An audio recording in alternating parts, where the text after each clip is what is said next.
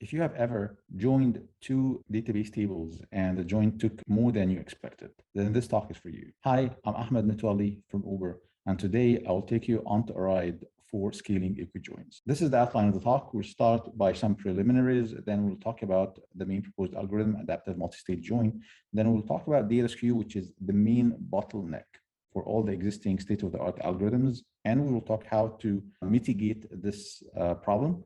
And then we will see how we can extend the AM join or the adaptive multi-state join algorithm for outer joins. Then we will discuss the evaluation and conclude the talk. Let's start by the preliminaries. So these are two tables, R and S, tables that we'll use as a running example. And now we want to do an equi-join. The simplest case is the inner join.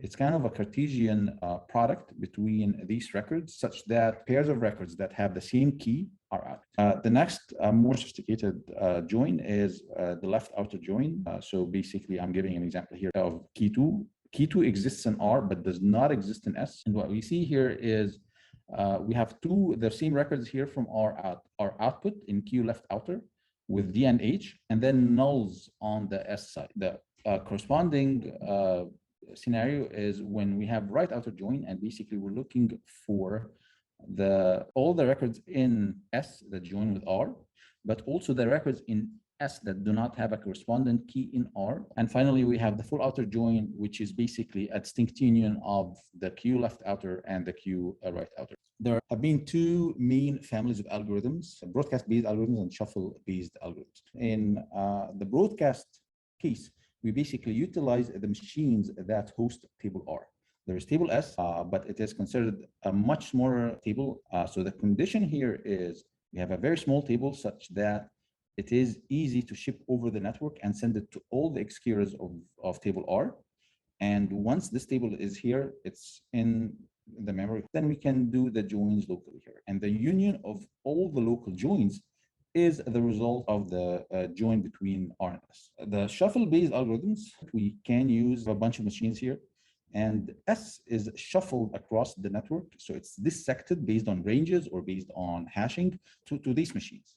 And basically, we cut S into these partitions, and we also partition R in the same way. So at the end of the day, all the keys within the same range or that hash to a same values are on a single machine, such that we never have to join across partitions. And this way we can do the joins locally here, and the union of the local joins here constitute the correct result of the join of R and S. Just to give you some intuition, broadcast based algorithms, they are usually a lot faster and they require a lot less network traffic. However, they do not necessarily scale to all the cases. Let's hop into the ride for the adaptive multi-stage join algorithm, the proposed algorithm, or the AM join for short. We will get two samples here. I'm selecting a sample of keys here, 1, 2, 3, and 4 from R. I call it HR, and another set of keys that I selected from S called HS. The first step in AM join is the following. We will shatter R by HR, and we will shatter S by H. All the keys that belong here in HR will go to RH, which is a sub table or a sub relation from R. And the ones that do not have these keys, they go to RL here that are not in the set. And same thing here for S. Now, if we want to execute the equi-join here, then what we need to do is to join RH with SH and SL and join RL also with SH and SL. So basically, it's the Cartesian product of all the subrelations. So the next step is to double shatter or reverse shatter the tables. So RH now and RL will be shattered by HS. And SH and SL will be shattered by HR. So basically, we have now this table. I'll just give an example of RH being shattered into RHH and RHL. What are RHH? These are the records that have keys that exist in both HR and HS.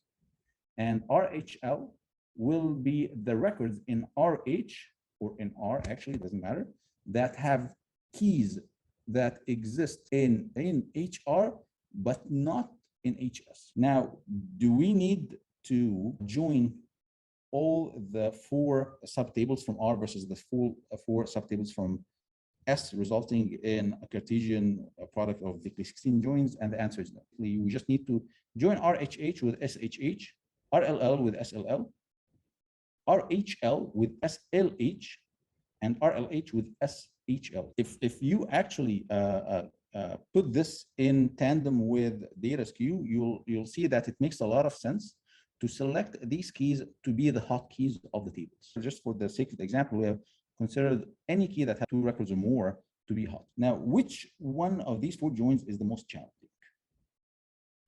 And I would argue that it is this first join, RHH versus SHH.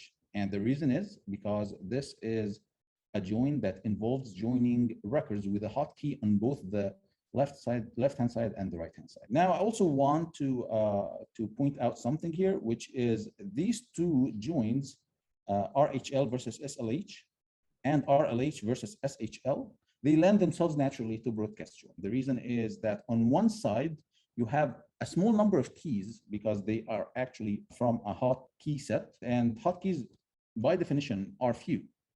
All right, so first they are hotkeys, and the second thing is they have a small number of records, which means that this relation or subrelation most probably will be small and can fit in memory. Let's see how we will handle the first join, which we said it's hot on both sides. And for that, we will propose a new algorithm called tree join, and it's the first multi-stage algorithm. I'll explain using examples, and for the sake of example, we'll assume that any key with 3 or more records on any side is hot. These are our R and S now, and what we will do is that we will group these tables or relations by keys.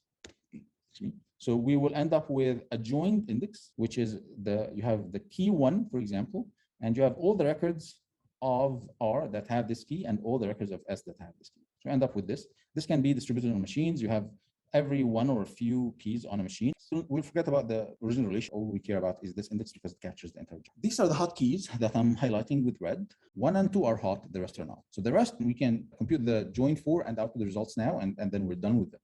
So for example, 6 and 5, these can be discarded because they have records on only one side. For the other hotkeys, this is a lot of work to do. So imagine this can be like 100,000 records on each side, probably results in 10 billion joined records. So this is too much of work to do on one machine.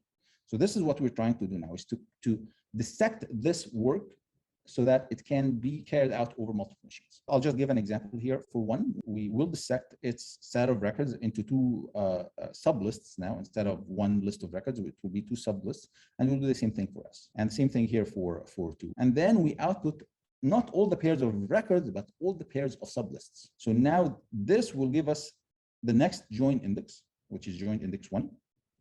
And it will have a bunch of 1s in it and a bunch of 2s. And if you can see here, for example, we have outputted for key 1, WB with QC and WB with CV. We have outputted DFH with with QY and DFH with CV here, like DFH, QY, DFH, CV. And WB again here with WB with QY and WB with CV, and these actually are the pairs of lists of records coming from key 1, and these are all indexed by key 1 here, and same thing here for key 2. If you notice, this index have multiple keys of the same value. It's totally fine to just like send them to different machines, and then each machine will compute its own part of the join, such that when you union all the join results on all the machines, then you get the correct results. So just to summarize, we have from this join index, we have produced a partial result and another join index, and in that case, the second join index or join index 1 will have repeated keys. This is again the next step. We have this join index, like for the machines that have keys that are not hot, they have less than 3 records per key on each side. These will be produced in a new partial result. All these 6 pairs of lists of records will have their partial results produced in this round. But here we still have hot keys because there are like 3 records here on a key. So that is considered hot. We will still break them in the same way we did before. We will output, for example, for 1 DF against QY and H against QY here, DF against QY and H against QY for 1, and here the same thing for 1 also, and these will be broken in the same way. And From there, we will produce the less partial result because now none of them is hot. So this is our final iteration. Right. Now, this partial result 3, along with the previous 2 partial results 1 and 2, will give us final correct output of the joint. This is how we handle hotkeys that exist on both sides. To support outer joins, these are the 4 joins that we're doing. And for outer joins, basically, instead of doing inner join for every one of these joins, what we will do is that some of these joins will be outer joins. This is actually the first distributed algorithm that gives outer joins without doing record deduplication or custom partitioning of the records. This is very straightforward. In order to scale the left outer join, the right outer join, and the full outer join, so we are proposing this new algorithm. It's called index broadcast full outer join. This is the sketch that we have used before explaining broadcast join. You have a table, you broadcast it to all the executors of the trigger table R, and this table is called S. And what we will do is that we will leverage the machines on which S was stored. This is the first step. Collect on the driver. We form the table, we broadcast it. We do left outer joins here with the table R partitions. Right. So this will give us both the inner join and the records in R that do not have a key in S. What is remaining is the right anti-join. We'll come to that. Every machine here will find the keys here that didn't join with its local partition of R. And then we intersect these keys, and these are the keys that are unjoinable keys. They cannot be joined with R on any partition. And then all what we need to do is to send these keys back to the machines that contain the table S. And there we do a right anti-join, basically, which are find the records here in the S partitions that do not join with any record in R. And the union of these right anti-join and these left outer joins is the correct full outer join of R and S. With this, we will go into the evaluation. We have done evaluation on synthetic and on real data, but we are only now reporting the synthetic data. We varied the ZIF alpha, the skew of the distribution from 0 to 1. We varied the record size. We used 2 record sizes, 100 bytes for relatively small records, and 10 kilobytes or 10,000 bytes for relatively large records. And we have also varied the number of executors and examined how the extra resources are utilized to make the join faster. This is the first result done on the 100-byte records. And on the x-axis, we have varied the ZIF alpha, and on the y-axis, we have recorded the runtime. And we have compared against a bunch of algorithms. So now we see here tree join and aim join, which are proposed, broadcast join, the vanilla implementation, full skew join, which is a Microsoft algorithm. It's a representative of a family of algorithms.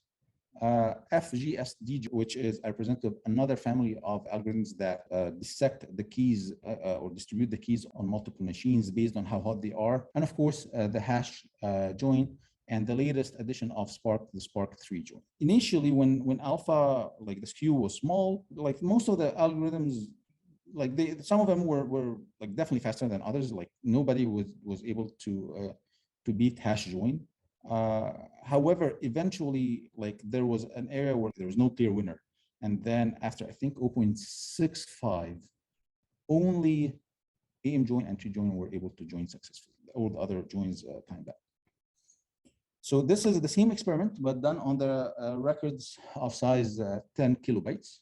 And we have very similar behavior here. This is actually an experiment showing how the algorithms scale with the number of executors on 100-byte records, the smaller records. And as we increased the number of the executors on the x-axis here, we also recorded the runtime. Most of the algorithms actually, like for example here, the Spark 3 join and the hash join, they saturated very quickly. Also, the full skew join pretty much saturated. Only FGSD join and tree join and aim join were able to make use of more machines as we increase the number of machines because they distribute the load on more and more machines. To summarize the contribution, we proposed adaptive multi-state join, or aim join for short, which is a very fast and efficient scalable Equi-Join algorithm. We started by proposing tree join, a novel algorithm that organizes the Equi-Join execution in multiple stages when a hotkey is shared by the two joined relations. AM join utilizes tree join under the hood, and it also utilizes broadcast join to reduce the network cost. AM join naturally extends to all flavors of outer joins without the need for record deduplication or custom partitioning. We have also proposed index broadcast join, or IB join for short, and we have shown it improves on the state-of-the-art small large outer join algorithms. We have conducted experimental evaluation of all the proposed algorithms on synthetic and on real data to show the scalability and the speed of the proposed algorithms. I'd like to thank you for the time and for your attention. It has been a very fun ride, and I'm looking forward for the next ride.